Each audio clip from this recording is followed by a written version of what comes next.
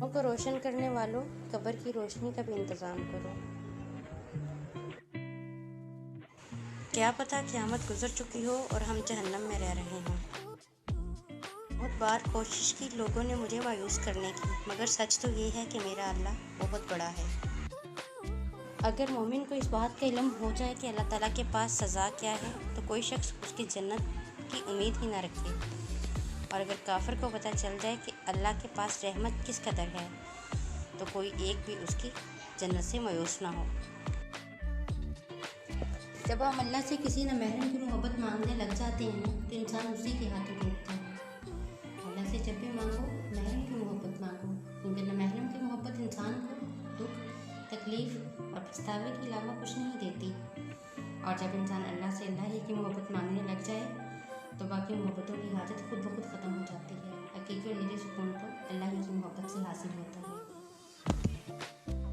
खुदा प्यार सबको देता है, दिल भी सबको देता है, दिल में बसने वाला भी सबको देता है, लेकिन दिल को समझने वाला सिर्फ नसीब वालों को मिलता है। अगर किसी शख्स को खुद में कोई ऐब नज़र ना आए, तो समझ लें उसकी जहालत अपनी इंतहा से भी आगे निकल चुकी है।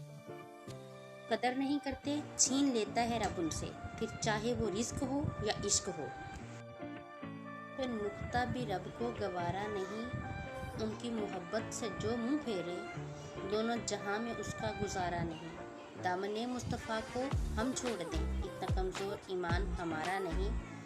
खुद अल्लाह ने नबी से ये कह दिया, जो तुम्हारा नहीं वो हमारा नहीं।